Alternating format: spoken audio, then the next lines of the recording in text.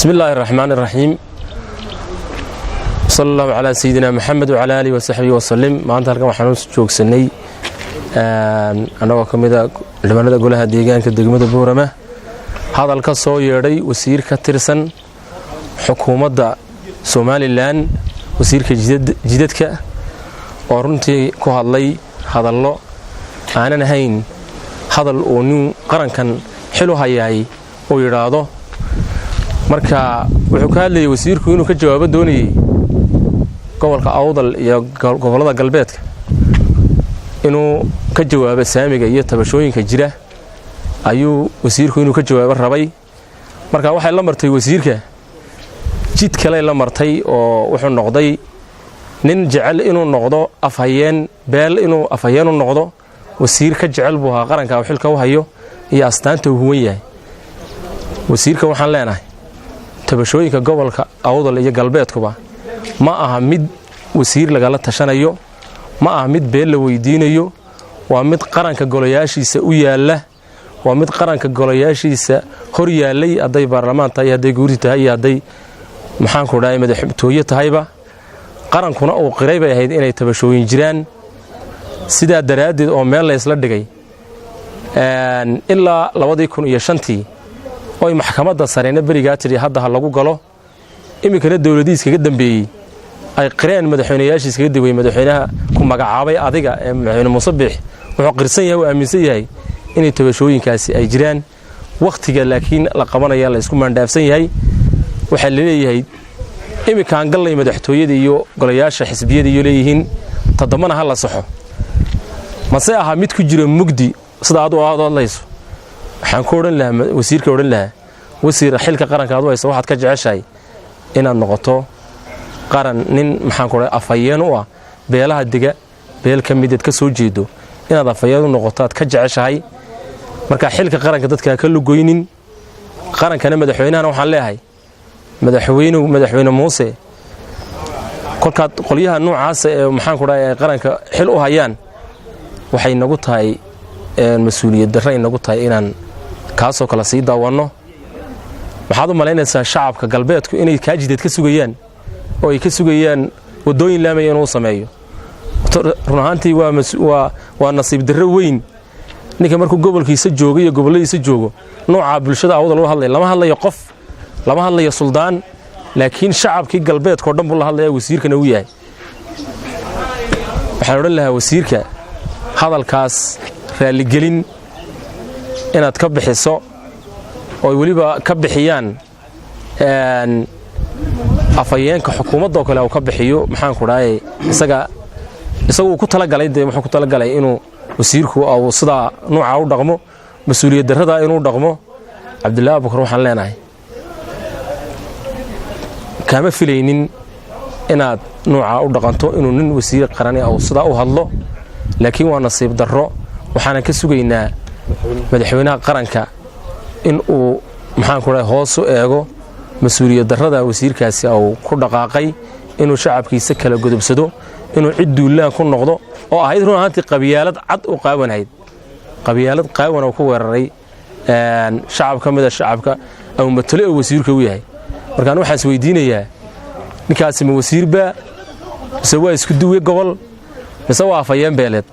shacabkan u deynaya taas anuga baxaya waxaan shacabka Awdal la leeyahay iyo galbeedkana maalin buu ima doonaa isagoo wasiira maxaan ku dhahay galbeedka ima doonaa qaar ba kulay garab boodi doonee balaakiinse waxaan ogaagaynaa ficilka in maxaan ku dhahay ردود الفعل يا جوابتها كبحسان أريتها سنوي عفيانك باشا دحه عبد الله بكر عبد الله وانا كجران دبلوماسية السياسة قرن كجران وي وانا لا كان قاعد كرين حكومة حسب كلمية مدحوينها وكيه موسى وانا كفشل ماي أما عاديستي أما عقدت كلا قبلك أوضل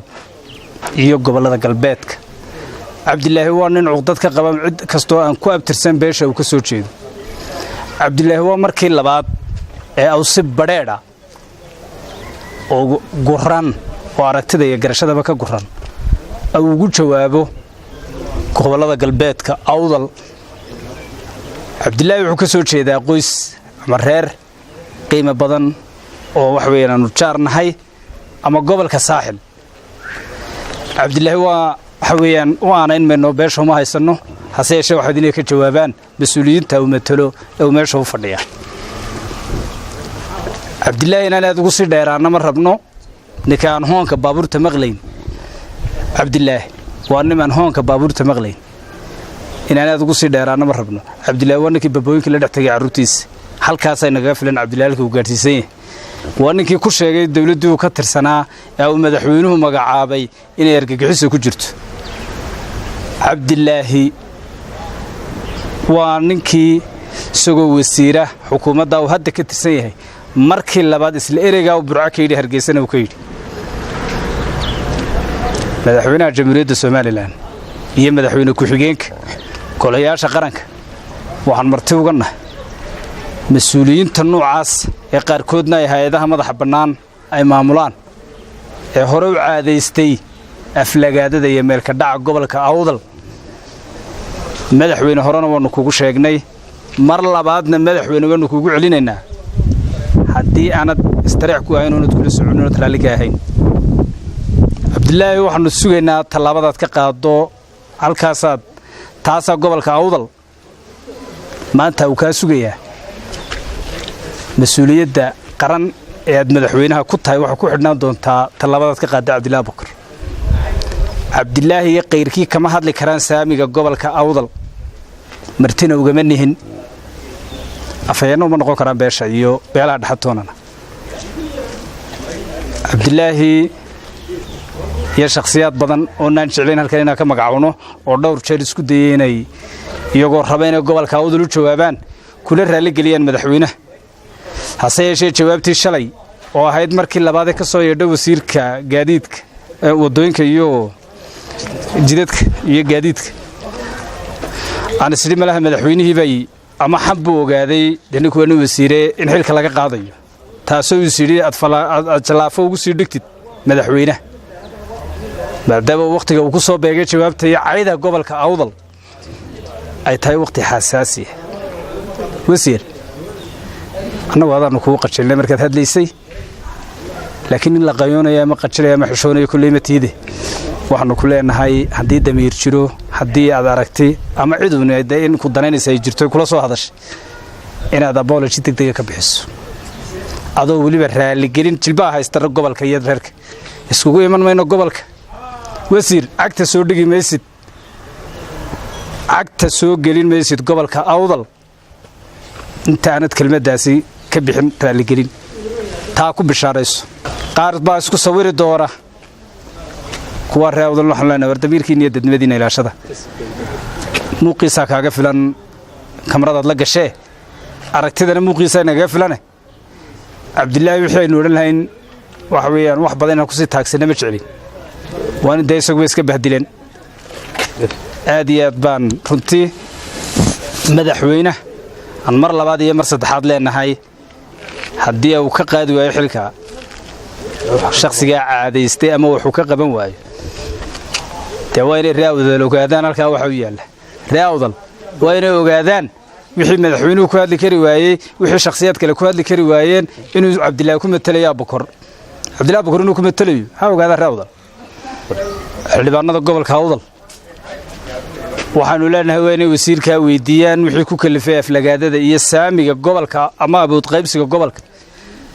innagoo aan golaha meesha fadhiyana inaan uga fadhiyin oo dee awood qaybsiga waxaynu raadinaynaba ay tahay 13 xildhibaano gobolka awdal waxaanu ka filaynaa inay u yeedhaan oo hor keenaan golaha wakiilada wasiirka intaasaynu kulley iyagana ka filaynaa walow gobolka aanu lahayn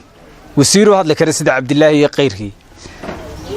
wasiir u hadli kara sida cabdilaahi iyo kayrkii walowna gobolku lahayn oo mid waliba ka baqayo in laga jiro waxa weeyaan ama xilka laga qaado war xilka leedaga qaadi maayo sida inamada la soo dirayo hadla